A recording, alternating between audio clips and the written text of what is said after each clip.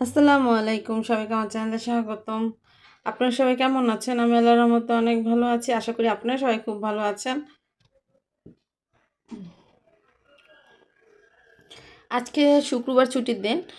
সেজন্য আমাদের সাপ্তাহিক বাজার করছে। আর কি বাজার করছে, কি মাছ কিনছে, কি করছে, কি রান্না করছি সেটাই আমি আপনাদের সবার সাথে শেয়ার করব। আপনারা যদি আমার ইউটিউব চ্যানেলে নতুন হয়ে থাকেন তাহলে প্লিজ আমার চ্যানেলটা সাবস্ক্রাইব করে দিবেন, ফেসবুক পেজ থেকে ফলো দিবেন, লাইক দিয়ে শেয়ার করে অন্যকে দেখার সুযোগ করে দিবেন। এখানে বড় ছোট সব ধরনের মাছ নিয়ে আসছে। আর আমার বাচ্চারা যেহেতু গুঁড়া মাছ খায় না, কিন্তু ওর বাবা খায়, সেজন্য গুঁড়া মাছ বড় মাছ সব কিছুই বাজার করছে। আমি এক এক করে সম্পূর্ণ বাজারটাকে খুলতেছিলাম, কারণ আজকে শুক্রবার, সেজন্য তাড়াহুড়া করে রান্না করতে হবে।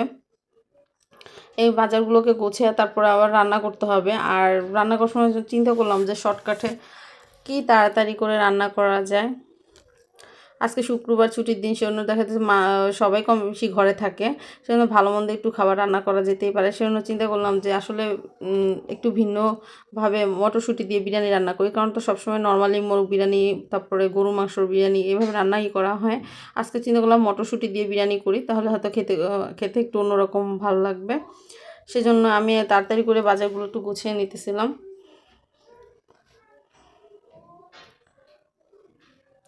বাজারগুলো গোছিয়ে নিতেছিলাম। আসলে চিংড়ি মাছ, অনেক ধরনের মাছ মুরগি সব নিয়ে আসছে।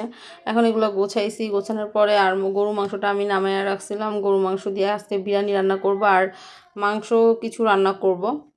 আর গরু মাংস রান্না থাকলে দেখা যাচ্ছে বিকালের নাস্তাটা হয়ে যায়, যেমন খোলা যায় পিঠা বা ছিটা রুটি বা পরোটা করলে দেখা যাচ্ছে কিছু একটা খেলে বিকালের নাস্তা চায়ের সাথে হয়ে যায়।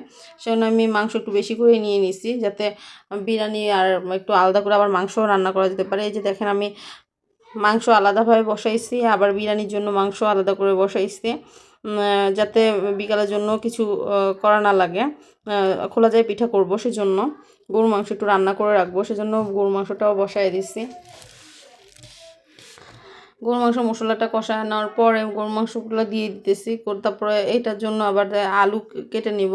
আসলে মাংসর সাথে আমার বাচ্চারা গরু মাংসটা অত বেশি পছন্দ করে না, তাই ওদের জন্য সবসময় সব কিছুতে একটু আলু দিতে হয়। আলুটা দিলে ওরা খেতে খুব পছন্দ করে। আর সচরাচর ছোটো বাচ্চারা যেহেতু মুরগির মাংসটাই বেশি পছন্দ করে, গরুর মাংস অত বেশি পছন্দ করে না। এই যে গরু মাংসটা আমি বসায় দিছি, আর এদিকে বিরিয়ানির জন্য মশলাটা আমি ভালো করে কষায় নিতেছিলাম। এখানে সব পরিমাণ মতো একটু আদা বাটা, রসুন বাটা, পেঁয়াজ বাটা সবই দিছি। একটু টক দইটা আসলে পরে দিব। আর টক দই না থাকলে এখানে দুধ, লেবু দিয়ে দেওয়া যায়, তাতে কোনো সমস্যা নেই। এই যে মশলাটা আমি ভালো করে কষায় নিয়েছি, কষানোর পর মাংসগুলোকে দিয়ে দিছি। এখন একটু ভালো করে আমি মাংসগুলোকে নেড়ে চেড়ে নিব। তারপরে এখানের জন্য আমি আলু কেটে নিব। আর বিরিয়ানির জন্য আলুগুলো একটু মোটামুটি বড় আকারে কাটলে ভালো, দেখা যাচ্ছে বিরিয়ানির সাথে মাংসটা খেতে খুব ভালো লাগবে। সেভাবে এই যে আমার গরু মাংস দিক দিয়ে কষানি হয়ে যাইতেছে।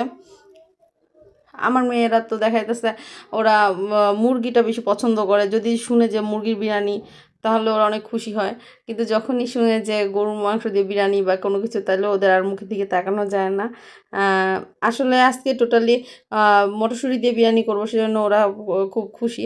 গরুর মাংস বিরিয়ানিটা ওরা তো পছন্দ করে না। আমি চালটা ধুয়ে নিতেছি। চালটা ধুয়ে এখন আধা ঘন্টা কতক্ষণের জন্য রেখে দিব, তাহলে দেখা যাচ্ছে চালটা অনেক রান্না করলে অনেক সুন্দর হবে, ঝরঝরা হবে। আর এই যে গরু মাংসটা আমি ভালো করে কষায় নিতেছি, এটা বিরিয়ানির জন্য প্রায় হয়ে আসছে। আর এদিক দিয়ে আমি গরু মাংস যে বসাইছিলাম, গরু মাংসটা প্রায় কষানি হয়ে আসছে। এই কষানিটা হলে আমি এখানে পরিমাণ মতো পানি দিয়ে ঝোল দিয়ে দিব, যাতে সিদ্ধ হয়ে যায়। এখানে একদিক দিয়ে গরু মাংসটা হতে থাক, আমি আরেকদিক দিয়ে চালটা বসাই দিই। বিরিয়ানি যেহেতু আজকে শুক্রবার, তাড়াতাড়ি সবাই খেতে বসে যাবে, সেজন্য আমি তাড়াতাড়ি করতেছিলাম। সময়েও আজানের সময় হয়ে গেছে। এখানে পেঁয়াজ কাঁচামরিচ দিয়ে আমি, তারপরে যখন বাদামি কালার হয়ে আসছে, তখন মটরশুঁটিগুলো আমি দিয়ে দিছি। মটরশুঁটিগুলো আমি দিয়ে আমি ভালো করে একটু নেড়ে চেড়ে নিছি। এই দেখেন মটরশুঁটিগুলো, আর মটরশুঁটিগুলো আসলে লবণ দিয়ে শুধু তেলে ভাজলেও খাওয়া যায়, আর খুবই মজা। আমার কাছে খুবই ভালো লাগে মটরশুঁটিগুলো। এই সিজনটা আসলে মটরশুঁটি দিয়ে বিভিন্নভাবে জিনিস রান্না করা যায়, পোলাও, তারপরে মাংসতে বিভিন্নভাবে রান্না করা যায়, সবজির সাথে খুবই মজা লাগে আমার কাছে। তাই এই সিজনটা আসলে আমি দেখা যায় বেশিরভাগ কিছুতে আমরা মটরশুঁটিটা দিই, ব্যবহার করি, তাহলে খুব মজা লাগে। যেমন পোলাও বলো, বিরিয়ানি বলো, সব কিছুতে। বাঁধাকপি ভাজিতে, তো সেখানে মটরশুঁটি দিলে খুবই ভালো লাগে। এই দেখেন আমি চালগুলোকে দিয়ে দিছি, ভিজিয়ে রাখছিলাম, তারপরে এই যে চালগুলোকে দিয়ে দিছি, চালগুলো এখন ভালো করে ভেজে নেব। আর আমার কাছে মনে হইতেছিল যে আমার যে পাতিল আমি রান্না করে ওখানে জায়গা হবে না, সেজন্য একটু মিডিয়াম পাতিলটা নিছি, যাতে একটু জায়গা করে সুন্দর করে রান্না করতে পারি। আর ছোটো পাতিলে দেখা যায় রান্না করলে গাদাগাদি হয়, ঝরঝর হয় না, সেজন্য আমি একটু বড় পাতিল নিছি। আর আমার মেয়েগুলো একটু কিছুক্ষণ পর পর এসে দেখে যায় বিরিয়ানিটা হয়েছে কি না।